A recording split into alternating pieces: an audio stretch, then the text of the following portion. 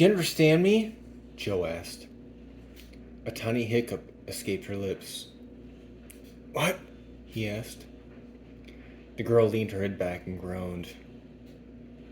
Joe shook her gently. Please, I want to help you.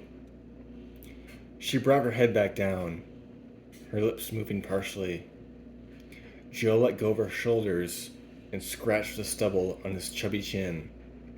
Then he ran his hand through his greasy black hair. Was she trying to communicate? He wondered. The girl opened and closed her mouth like a goldfish. She must be in such shock, he thought, that she can't speak. He reached and took her limp hand in his. Why don't we go away from here and find someplace comfortable to sit down?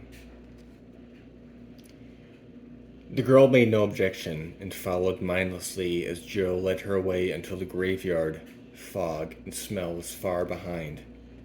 The flattened yellow grass was mottled with dark brown spots, and many times they had to circle around pools of gray, steaming muck. Joe looked around the whole time, but he could detect no other living souls, and the only sounds he heard were his and the girl's raspy breathing. Eventually the ground sloped down gently, and he spotted an interstate overpass a few hundred yards away and thought it was good as place as any to sit and rest. He was exceedingly hot and tired, and his knees felt like they'd buckle at any time. Plus, the girl's pace had slowed significantly. However, her small clammy hand in his comforted him. Finally, they reached the overpass, which was oddly undamaged. Okay, Joe said. Here we are. He led the girl underneath the overhang and put his hands on her shoulders, pushing gently until she sat down on the concrete incline. She instantly slouched forward. Joe took his t-shirt off and folded it and placed a makeshift pillow behind her head with one hand, and with the other eased her head back until she was lying against the incline. He then sat down beside her and eased her back, wincing at the rough concrete scratching his tender back. Studying the overpass, he was surprised at how structurally sound it was.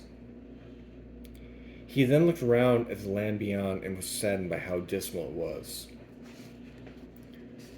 Man, I wish this weren't so, Joe muttered and gasped when he spotted brown smoke forming mushroom clouds to the east. He nudged the girl. You see that? The girl didn't move. She was still as a mannequin. Joe grabbed her hand and shook it. Come on! Wake up! Slowly, the girl's left hand slid over her thigh down to her knee. On her finger was a wedding ring, but with a charred hole where the diamond used to be.